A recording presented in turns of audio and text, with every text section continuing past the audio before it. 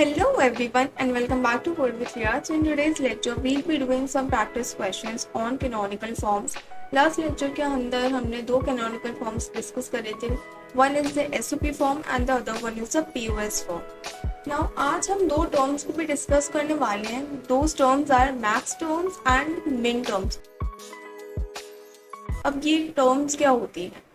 Basically जो max terms होती हैं वो हम POS फॉर्म्स के लिए यूज़ करते हैं, POS फॉर्म्स, एंड जो मिन टर्म्स होती हैं इनको हम यूज़ करते हैं फॉर SOP फॉर्म. किस तरीके से यूज़ करते हैं? SOP फॉर्म के अंदर जो भी हमें इनपुट के करस्पॉन्डिंग एक्सप्रेशंस लिखने होते हैं उनको हम अगर मिन टर्म्स की टर्म्स के अंदर लिखते हैं, जैसे हमारे पास यहाँ पर एक ट्रूथ टेबल गिवन है जहाँ पर ये जो आउटपुट है ये रैंडम है. जो हमारे पास 3 बिट सिस्टम है यहाँ पर, एंड जो आउटपुट है वो हमको रैंडमली यहाँ पर गिवन है. मिन टर्म्स को रिप्रेजेंट करने के लिए हम यूज़ करते हैं स्मॉल m का, एंड मैक्स टर्म्स को यूज़ करने के लिए वी यूज़ कैपिटल M. अब मुझे किस तरीके से पता चलेगा कि कौन सी टर्म मिन टर्म है? यहाँ पर जितनी भी टर्म्स लिखे हैं हमें उनके करस्पॉन्डिंग मिन टर्म्स भी लिखनी है एंड मैक्स टर्म्स भी लिखनी है. सबसे पहले मिन टर्म्स एंड मैक्स टर्म्स लिखने से पहले हम क्या करते हैं, यहाँ पर स्मॉल में M0 से स्टार्ट करते हैं क्योंकि हमारा जो ये बिट सिस्टम है ये 0 से स्टार्ट होता है, ठीक है. एंड जहाँ तक भी ये जाएगा M4, M5, M6 and M7. अब मिन टर्म्स के अंदर क्योंकि हम SOP फॉर्म की बात करते हैं, SOP फॉर्म क्या कहती है कि अगर आपके आउटपुट के अंदर 1 है तो आप उसको उसी फॉर्म में लो, दैट इज ट्रू फॉर्म, जैसे है वैसे ही ले लो. और अगर 0 की फॉर्म में है then you have to do the complement. तो बस हम सेम चीज़ यहाँ पर करने वाले हैं, कोई एक अलग सा कॉन्सेप्ट नहीं है. जस्ट हमने क्या करा है, SOP के अंदर जो भी हम एक्सप्रेशंस लिखते हैं उनको बस हमने एक नाम दे दिया कि उनको हमको मिन टर्म्स की फॉर्म में लिखना. तो अगर मैं इनके लिए A is equals to B, A is equals to 0, B is equals to 0 and C is equals to 0, इनके लिए अगर मैं एक मिन टर्म फॉर्म कर लूँ फॉर द आउटपुट 0 तो वो क्या होगी, A bar, B bar, C बार. क्यों? क्योंकि पहले तो मेरा आउटपुट है 0, उसी के साथ साथ जो मेरे पास यहाँ पर इनपुट्स की वैल्यू है वो है 0, तो मुझे उन्हें कॉम्प्लीमेंटेड फॉर्म में लिखना है. यहाँ पर लिखेंगे सेकंड में A bar, B bar, C. क्यों? क्योंकि यहाँ पर जो हमारे पास C में इनपुट है दैट इज 1, तो उसको हम कॉम्प्लीमेंट फॉर्म में नहीं लिखेंगे. M2 के लिए अगर लिखेंगे it would be A bar, B in the original form and then C bar. Now here it would be A bar, B, C. यहाँ पर आपके पास 8 डिफरेंट कॉम्बिनेशंस बनने वाले हैं, कोई भी कॉम्बिनेशन सिमिलर नहीं होगा. जिस तरीके से यहाँ पे जितने भी हमने 0-1 के कॉम्बिनेशंस लिख रखे हैं एक भी कॉम्बिनेशन सेम नहीं है, उसी तरीके से ABC के जितने कॉम्बिनेशंस यहाँ बनेंगे they won't be same. Now यहाँ पर हमको लिखना है A, B bar, C bar, A, B bar, C, A, B, C bar and the last one will be A, B, C. ठीक है, यहाँ पर हमने क्या लॉजिक यूज़ करा है कि जहाँ पर 1 है उसको तो हम लिखते हैं अनकॉम्प्लीमेंटेड फॉर्म में, और जहाँ पर है 0 तो उसको हम लिखते हैं कॉम्प्लीमेंटेड फॉर्म के अंदर. इसका ठीक ऑपोजिट हमको लिखना होता है POS के अंदर. POS यानी कि मैक्स टर्म्स को हमको यहाँ पर ढूंढना होता है. मैक्स टर्म्स को हम यहाँ पर लिखते हैं M1, कैपिटल से लिखना है इनको, M2, M3, M4, M5, M6 and M7. Total यहाँ पर हमारे पास 8 टर्म्स आएंगी, ठीक है. मैक्स टर्म्स को लिखने के लिए हमें यूज़ करनी होती है POS फॉर्म की स्ट्रैटेजी. स्ट्रैटेजी क्या कहती है कि अगर आपके पास 0 है you will take it in the uncomplemented form, और अगर 1 है तो आप उसका कॉम्प्लीमेंट करके यहाँ पर लिखने वाले. सेम कॉन्सेप्ट लग रहा है, कुछ बहुत ही डिफरेंट नहीं है. तो मेरे पास यहाँ पर 0 है, मुझे मेरा आउटपुट में क्या ढूंढना होता है, 0. अभी आउटपुट की यहाँ बात नहीं हो रही है, अभी हम सिर्फ ये जो हमारे पास इनपुट्स गिवन है उनके करस्पॉन्डिंग हम जो हमारे पास टर्म्स है, एक्सप्रेशन है वो लिख रहे हैं. It would be A, B, C. क्यों? क्योंकि यहाँ पर तीनों इनपुट 0 है, मुझे 0 को अनकॉम्प्लीमेंटेड फॉर्म में लेना है. अगर आपको बार बार इससे नहीं करना है और आप ऑलरेडी एक बार मिन टर्म्स को कैलकुलेट कर चुके हो तो आप क्या कर सकते हो कि मिन टर्म से ही मैक्स टर्म्स लिख सकते हो. जहाँ पर A बार है, जहाँ पे भी बार टर्म है उसको आप बिना बार के लिख सकते हो, दैट इज A, B. अब यहाँ पर C बार नहीं है, इसका मतलब C क्या है, यहाँ पर 1 की फॉर्म में है, तो मैं उसको C बार लिख सकती हूँ. सिमिलरली यहाँ पर हो जाएगा A B bar C, A B bar C bar, A bar B C, A bar B C bar, A bar B bar C, and it would be A bar B bar C bar. तो यहाँ पर क्या हो गया, हमारे पास जो भी terms आ रही थी उसका बिल्कुल रिवर्स हो गया। ए बी सी जो लास्ट में आ रहा था वो फर्स्ट में आ गया, ए बी सी बार जो सेकंड में आ रहा, सेकंड लास्ट था, वो यहाँ पर सेकंड में आ गया। तो हमने क्या करा, हमने ऑलमोस्ट मिन टर्म्स का रिवर्स कर दिया है। सो मैक्स टर्म्स एंड मिन टर्म्स आपके पास क्वेश्चन में आ सकता है। इतना ध्यान रखना है कि मैक्स टर्म्स में पीओएस का कॉन्सेप्ट लगता है, मिन टर्म्स के अंदर एसओपी का कॉन्सेप्ट लगता है। ठीक है, अब इस टेबल के लिए अगर मैं चाहूँ कि मुझे एसओपी टर्म्स लिखनी है, मुझे क्या करनी है, मुझे एसओपी टर्म्स लिखनी है। अब एसओपी टर्म्स लिखने के लिए मुझे ढूंढना पड़ेगा कि कहाँ कहाँ पर मुझे वन मिल रहा है। तो वन कहाँ कहाँ पर मिल रहा है, सबसे पहले तो मुझे M1 पे वन मिलेगा, M2 पे, M4 पे एंड M7 पे मुझे वन मिल रहा है। अब इनके करस्पॉन्डिंग जो मेरे पास मैंने जो टर्म्स निकाली है मिन टर्म्स, उनको हमें लिख लेना है y इज इक्वल्स टू, ठीक है, यहाँ पर हमने आउटपुट लिखा है y is equals to M1 की करस्पॉन्डिंग है हमारे पास a bar b bar c, a bar b bar c plus then we have a bar b c bar, a bar b c bar, then we have a b bar c bar plus a b c। ये मैंने कौन सी terms लिखी है, ये मैंने यहाँ पर वो टर्म्स इंक्लूड करी है जिनके corresponding one as an output मुझे ऑब्टेन हो रहा है। नाउ इसको लिखने के हमारे पास ऑलमोस्ट दो तरीके होते हैं। या तो हम ऐसे लिख सकते हैं, ये तो एक रॉ फॉर्मेट हो गया, हमको एक इसको एक स्ट्रक्चर्ड, एक वेल डिफाइंड फॉर्मेट के अंदर लिखना होता है। सो वो हम कैसे लिखते हैं, वाई ए कॉमा बी कॉमा सी। यहाँ पर हमारे आते हैं नंबर ऑफ इनपुट जो कि हम अपने एक्सप्रेशंस के अंदर यूज़ कर रहे हैं। अगर यहाँ पर हमने डी भी लिख रखा होता, 4 बिट सिस्टम होता, तो यहाँ पर हम डी एज एन इनपुट भी इंक्लूड करते। अब यहाँ पर हम क्या लिखेंगे, इसके करस्पॉन्डिंग क्या था, M1, M2, M4 and M7 ये टर्म्स थी। तो मैं इनकी जगह पे ये भी लिख सकती हूँ, it won't make any difference. या तो हम ये लिख सकते हैं, इसके बाद जो हमारे पास लास्ट स्टेप आता है वो क्या होता है कि हम लिख सकते हैं y a comma B comma C is equals to sigma small m and curly braces में 1 2 4 एंड 7।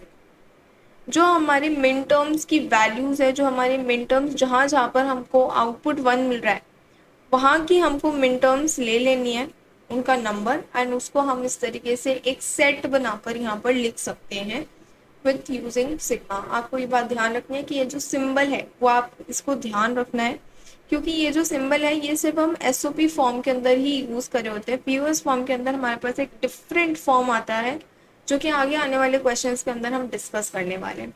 अब ये क्वेश्चन मैंने आपको क्यों समझाया, basically this is a concept जो कि मैंने आपको समझाया है अभी अभी। Now let's move to another topic that is standard canonical forms. अभी स्टैंडर्ड कैनोनिकल फॉर्म्स क्या होती है, कैनोनिकल फॉर्म्स के बारे में तो हम ऑलरेडी पढ़ चुके हैं। देखो, कैनोनिकल फॉर्म्स बेसिकली वो फॉर्म्स होती हैं जिनके अंदर हमारे पास हर एक एक्सप्रेशन में सारे के सारे इनपुट्स आ रहे। हमने यहाँ पर 4 एक्सप्रेशंस लिखे हैं, this this this and this. हमारे पास इन चारों एक्सप्रेशंस में से ऐसा एक भी एक्सप्रेशन नहीं है जहाँ पर एक भी इनपुट मिसिंग हो। हमने यहाँ पर हर एक इनपुट की वैल्यूज को हर एक एक्सप्रेशन के अंदर कंसिडर करें। Let me give you one example. जो हमारे पास कैनोनिकल फॉर्म्स होती हैं वो किस फॉर्म में होती हैं, मेरे पास फॉर एग्जांपल है ए बी सी। यहाँ पर ये जो वेरिएबल है कुछ भी हो सकता है, एफ हो सकता है, वाई भी दे देते हैं कभी कभी, तो इन सब वेरिएबल से फर्क नहीं पड़ता है। मेन थिंग इज कि आपको इनपुट्स कौन कौन से दे रखे हैं और कितने दे रखे हैं। अगर मुझे वैल्यूज दे रखी है A bar B bar C plus A B C bar, ठीक है। अब मेरे को इन दोनों ही एक्सप्रेशंस में ये देखना है कि क्या एक एक्सप्रेशन के अंदर सारे के सारे इनपुट्स इन्वॉल्व हैं। अगर इन्वॉल्व है तो वो है एक कैनोनिकल एसओपी फॉर्म, क्योंकि हमने इसको एसओपी फॉर्म में लिख रखा है ना, तो ये तो गई कैनोनिकल एसओपी फॉर्म। लेकिन स्टैंडर्ड एसओपी फॉर्म्स कौन सी फॉर्म्स होती हैं, if there exist at least one term, one expression that does not contain all the variables, उनको हम बोलते हैं स्टैंडर्ड कैनोनिकल फॉर्म्स। अभी एसओपी के टर्म्स में किस तरीके से लिख सकते हैं, FABC, एंड आउटपुट में हमको एक एक्सप्रेशन गिवन है, कुछ इस तरीके का एक्सप्रेशन गिवन है। अब यहाँ पर हमारे पास टोटल 2 टर्म्स है, एक तो ये है और एक ये, लेकिन हमें दिख रहा है कि जो फर्स्ट टर्म है उसके अंदर ना तो मेरे पास बी इंक्लूडेड है, ना ही मेरे पास सी इंक्लूडेड है। तो मैं इसको क्या बोलूँगी, standard canonical form. Standard canonical forms, standard SOP forms, standard POS forms कई बार हमको ऑलरेडी क्वेश्चन के अंदर गिवन होती है, एंड क्वेश्चन हमको बोलता है that you have to convert them into canonical. अभी आज हम ऐसा एक और क्वेश्चन करने वाले हैं, डोंट वरी। तो इसको कन्वर्ट करने के लिए हम क्या कर सकते हैं, ये हमने वैल्यूज देखी। अब मुझे इसको बेसिकली इसी को मुझे कैनोनिकल फॉर्म में कन्वर्ट करना है, क्योंकि ये तो ऑलरेडी प्रेजेंट ही है। तो इसको मुझे मल्टीप्लाई करना पड़ेगा by both the inputs in the form, ताकि मेरे पास जो आउटपुट निकल के आए उनका वो 1 के इक्वल। जैसे ए बार को मुझे मल्टीप्लाई करना पड़ेगा B plus B bar and C plus C bar से। क्यों, इन्हीं से क्यों मल्टीप्लाई करना है, क्योंकि जब आप बी प्लस बी बार को सॉल्व करोगे तो आपके पास जो इनपुट आउटपुट आएगा दैट वुड बी 1। यहाँ पर भी बनाएगा, यहाँ पर भी बनाएगा। इसका मतलब हमारे पास जो हमको एक्सप्रेशन क्वेश्चन के अंदर गिवन है, हम उसको वायलेट नहीं कर रहे हैं, हमारा क्वेश्चन चेंज नहीं हो रहा है, हम बस उसको क्या कर रहे हैं, मॉडिफाई कर रहे हैं थोड़ा सा। अगर हम उसको एंड तक सॉल्व करेंगे तो हमको सेम टू सेम वैल्यूज मिल सकती है। Similarly let's see an example of standard POS forms. अगर आपको अभी ये स्टैंडर्ड कैनोनिकल फॉर्म्स वाला टॉपिक थोड़ा सा कंफ्यूजिंग लग रहा है, just wait for 2 minutes and I clear it, don't worry. Standard POS forms की जब हम बात करते हैं तो भी वो बिल्कुल ऐसी होती है जैसे हमको दे रखा है ABC। अब यहाँ पे क्या होगा, इनका फॉर्मेट चेंज हो जाएगा, A bar plus B dot A bar plus B plus C bar. ठीक है, ये मुझे 2 फॉर्म्स यहाँ पर ऑलरेडी दे रखे हैं, इसको बना लेते हैं। ठीक है, अब यहाँ पर ये भी क्या है, एक स्टैंडर्ड पीओएस फॉर्म है। क्यों, क्योंकि बिकॉज हमारे पास यहाँ पर एक टर्म ऐसी है जिसके अंदर हमारे पास सारे के सारे इनपुट्स इंक्लूडेड नहीं हैं। तो इसको इंक्लूड करने के लिए हमको इसको किससे मल्टीप्लाई करना पड़ेगा, इसको हमको मल्टीप्लाई करना पड़ेगा सी डॉट सी बार से, हम इसको करेंगे मल्टीप्लाई। जैसे ये हो जाएगा A bar plus B C dot C bar. अब जब आप इनसे मल्टीप्लाई करोगे तो आपके पास ऑलमोस्ट 2 टर्म्स यहाँ पर बनकर आएंगे, that would be A bar plus B plus C dot A bar plus B plus C bar. इसको हम और ज़्यादा डिटेल के अंदर क्वेश्चंस में करने वाले हैं, don't worry. Now the first question comes is convert the following Boolean expression into canonical SOP. Okay, तो यहाँ पर हमको एक बूलियन एक्सप्रेशन गिवन है, इसको सॉल्व करेंगे सबसे पहले and then we will find out कि क्या हमारे पास जो इनको सॉल्व करके एक्सप्रेशन ऑब्टेन्ड हुआ है वो कैनोनिकल फॉर्म में है या नहीं है, और अगर नहीं है तो उसको हम कन्वर्ट करेंगे। सबसे पहले A B plus A C bar plus B B C plus A B C dot C bar. अब यहाँ पर हमारे पास एक टर्म आ चुकी है सी डॉट सी बार, तो ये तो हमारी टर्म ऑलमोस्ट हो जाएगी 0। यहाँ पर है बी डॉट बी, तो बी डॉट बी हमारे पास हो जाता है B and A dot A will become A only. A B plus A C bar plus B C, इसको हम कुछ इस तरीके से लिख सकते हैं। अब यहाँ पर हमारे पास 3 टर्म्स हैं और तीनों ही टर्म्स में एक ना एक टर्म ऐसी है जो कि मिसिंग आ रही है। कोई बात नहीं, मल्टीप्लाई कर हम क्या कर सकते हैं, वो टर्म्स को लेके आ सकते हैं। ए बी के साथ मल्टीप्लाई करेंगे सी प्लस सी बार, क्योंकि यहाँ पर सी मिसिंग है। ए सी बार के साथ मल्टीप्लाई करेंगे B plus B bar plus B C के साथ मल्टीप्लाई करेंगे A plus A bar. Now इनको सॉल्व करेंगे, A B C plus A B C bar plus A B bar C bar plus A B C and then we write A bar B C. अब यहाँ पर हमको सबसे पहले तो same terms को ढूंढना है, सेम टर्म्स को मिलाकर हम उसकी जगह पर सिर्फ एक टर्म को इंक्लूड कर सकते हैं। जैसे जब हम a प्लस ए लिखते हैं तो इसका क्या आता है, a आंसर आता है। तो सिमिलरली हमको वही सेम चीज़ यहाँ पे करनी है। यहाँ पर हमारे पास ए बी सी 2 टर्म्स आ रही है, तो इनको हम एक में क्लब करके लिख सकते हैं, that would be A B C. अब यहाँ पर ये भी है, ये भी है, इनको भी एक करके लिख सकते हैं। एंड यहाँ पर ये दोनों टर्म्स डिफरेंट है तो हमको इन दोनों को ही इंक्लूड करना होगा, बस ए बार बी सी। तो यहाँ पर हमारे पास टोटल 4 टर्म्स आ चुकी हैं इन द कैनोनिकल फॉर्म्स, जिसको स्टैंडर्ड फॉर्म्स हमने कैनोनिकल फॉर्म्स के अंदर कन्वर्ट कर दिया है। और अब हमें इन्हें यूज करते हुए एक ट्रूथ टेबल डिजाइन करनी है। Now let's design the truth table also. सबसे पहले मैं आपके लिए यहाँ पर ईज के लिए स्टेप्स इंक्लूड कर देती हूँ, स्टेप्स लिख देती हूँ कि आपको किस तरीके से ऐसे क्वेश्चंस को सॉल्व करना है। Firstly you have to multiply the terms with missing terms, missing terms। और या फिर आप यहाँ पर टर्म्स की जगह पे इनपुट भी इंक्लूड कर सकते हो। स्टेप 2 आपके पास आता है that you have to multiply the missing terms in the form of, किस तरीके से आप कर सकते हो, या तो आप कर सकते हो B plus B bar, A plus A बार, ठीक है। इस फॉर्म के अंदर आपको इनको मल्टीप्लाई करना होता है। Step 3, search for similar terms and simplify terms and simplify। And lastly we have to design the truth table, design truth table from the obtained outputs। ये हमारे पास आउटपुट्स आए हैं, यह क्या है हमारे पास, ये हमारे पास आउटपुट्स आए। जैसे कि मैंने आपको मिन टर्म्स के अंदर अभी बताया था कि हमने यहाँ पर, तो हमको यहाँ पे ट्रुथ टेबल दे रखी थी, तो हमने ट्रुथ टेबल से अपनी मिन टर्म्स निकाली थी। अब मिन टर्म्स तो हमारे पास सेम ही रहती है, लेकिन इन मिन टर्म्स की करस्पॉन्डिंग हमको कौन सा आउटपुट मिलेगा एज वन, वो हम यहाँ से डिसाइड कर सकते हैं, ठीक है। तो this is the final answer, ये याद रखना है। Now let's design the truth table. अब यहाँ पर हम वैल्यूज को लिखेंगे। अब क्योंकि हमारे पास 3 इनपुट्स हैं तो 3 इनपुट्स के जितने पॉसिबल कॉम्बिनेशन है वो यहाँ पर लिख लेते हैं। नाउ सबसे पहले यहाँ पर मिन टर्म्स लिख लेते हैं, m0, m1, m2, m3, m4, m5, m6 and m7। अब इनके करस्पॉन्डिंग जो मेरे पास मिन टर्म्स ऑब्टेन हो सकती हैं वो यहाँ पर इंक्लूड करेंगे। ए बार, बी बार, सी बार, ये एसओपी फॉर्म है, ठीक है, ये इसको बात को ध्यान रखना है।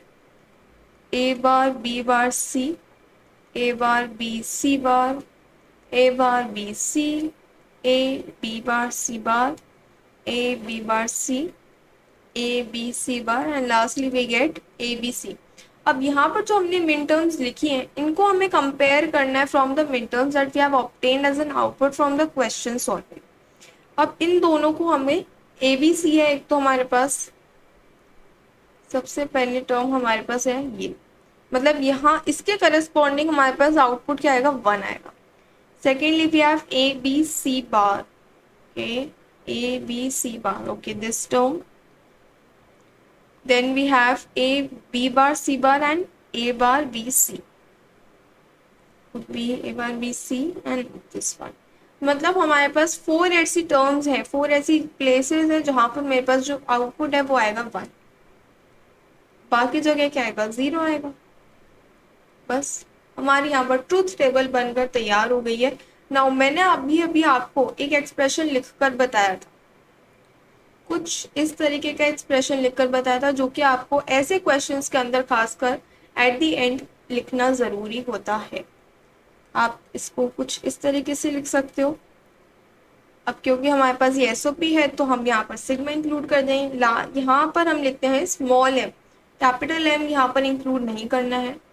एंड अब यहाँ पर जो भी हमारे पास मिन टर्म्स के करस्पॉन्डिंग हमने ये वैल्यूज लिख रखी है m3, m4, m6 and m7, इनको यहाँ पर इंक्लूड करेंगे विदाउट यूजिंग m, क्योंकि हम m को ऑलरेडी बाहर लिख चुके हैं।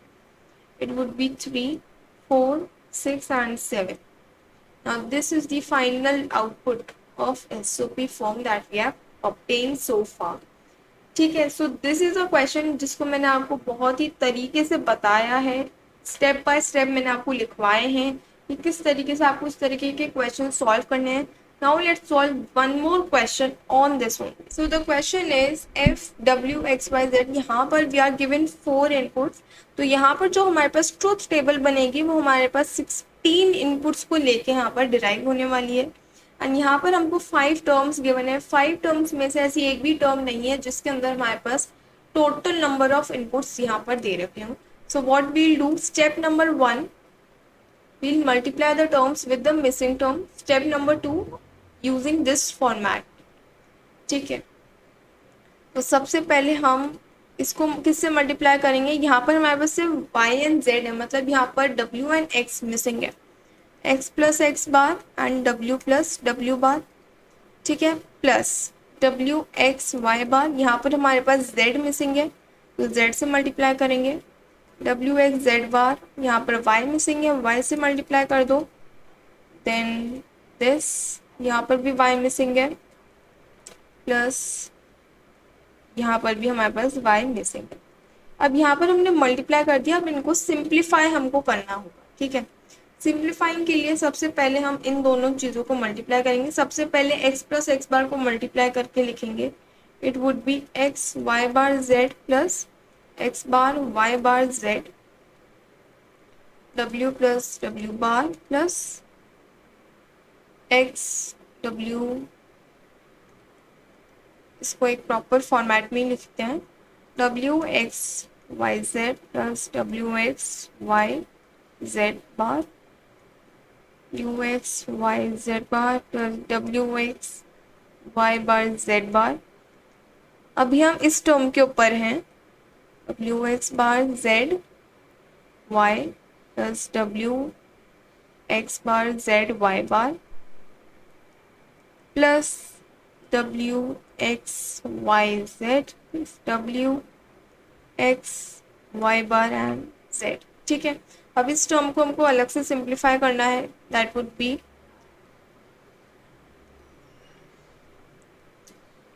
w x y bar z plus w bar x y bar z plus w this and this.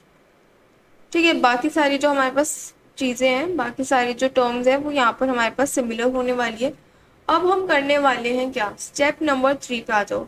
Search for similar terms and simplify. Okay, similar terms यहाँ पर ढूंढेंगे. सबसे पहले हमारे पास जो सिमिलर टर्म है वो ये आ रही है. फर्स्ट सिमिलर टर्म हमारे पास आ चुकी है, तो इसको सिंप्लीफाई करके यहाँ पर हम साथ के साथ लिखते जाएंगे. देन ये वाली w बार एंड y बार, ऐसी हमारे पास कोई भी टर्म नहीं है इसलिए हमको इसको इंक्लूड करना होगा. Then we have w x bar y bar z. So यहाँ पर हमारे पास ये जो टर्म है, सिमिलर टर्म यहाँ पर है. Will write w x bar y bar z plus this term corresponds to this term. ये भी सेम टर्म्स है हमारे पास. अब यहाँ पर हमारे पास ये दोनों टर्म सिमिलर हैं, w x y bar z bar, and these 3 terms are different, तो इनको अलग से हम लिख सकते हैं. Plus w x bar z y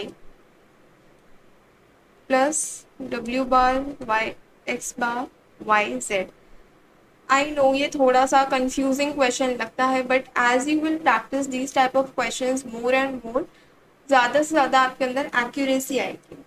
अब यहाँ पर हम क्या कर सकते हैं, सबसे पहले हमको यहाँ पर एक बनानी होगी ट्रूथ टेबल. ट्रूथ टेबल में हमको बनाने होंगे मिन टर्म्स. मिन टर्म्स के करस्पॉन्डिंग हमारे पास जो भी आउटपुट्स होंगे उनको हम यहाँ से कंपेयर करेंगे. एंड आउटपुट की वैल्यू की जगह पे हम लिख सकते हैं 1. से पहले तो लिखनी होंगी मिन terms m0 m1 m2 m3 m4 m5 m6 m7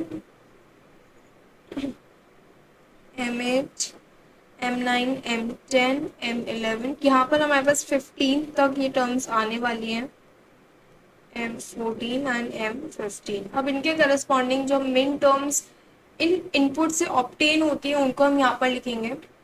w बार x बार z बार, w बार x बार यहाँ पर y आएगा, y bar z, w bar x bar y z bar W bar X bar Y Z, W bar X Y bar Z bar, W bar X Y bar Z, then W bar X Y Z bar, W X X bar Y bar Z bar, W X bar Y bar Z, W X bar Y Z bar, then W X bar Y Z, W X Y bar Z bar, W X Y this, W X Y Z bar, and then W X Y Z. Now we'll compare these min terms by the output we have obtained over here. तो सबसे पहला हमारे पास आता है W X Y bar Z. Okay. W X Y bar Z. This is the input, this is the output जो कि हमको यहाँ पर मिलेगा. जब आप मिन टर्म्स को इनके साथ आप कंपेयर करोगे तो जो आपके पास आउटपुट आ रहा होगा that would B M1, this one, M3, M5, M9 आ रहा होगा आपके पास, M11, M12, M13 and M14. तो ये कुछ आउटपुट्स हैं जो कि हमारे पास आएंगे. यहाँ पर हमको लिखना था WXYZ, ठीक है. और बाकियों की जगह पे हमको लिखना होगा 0, इनकी जगह पे 1 लिखेंगे. 1 0 0 0 1 0 1 would be 0 1 0. So this is the final output that we have obtained so far. अब यहाँ पर हमको लास्ट के अंदर एक SOP फॉर्म भी लिखना होगा जो कि होगा F W X Y Z is equals to, अब क्योंकि ये SOP फॉर्म है, it would be sigma M, and यहाँ पर हमारे पास जो भी वैल्यूज है that is 1 3 5 1 3 5.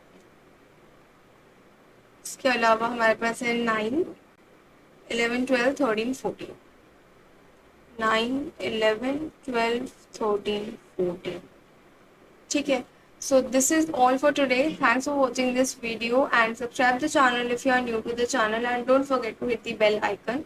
I'll give you a short trick to cross check and cross verify that whether the terms जो भी आपने यहाँ पर आउटपुट के अंदर 1 लिखा है क्या वो सही है या फिर वो चेंज हो सकता है या नहीं हो सकता है. वो ट्रिक मैं आपको नेक्स्ट लेक्चर के अंदर बताऊंगी. So yeah, that's all for today. Thanks for watching this video, and I'll meet you in the next video. All these notes will be given to you on the Telegram channel, and the link is given in the description box. Thank you so much.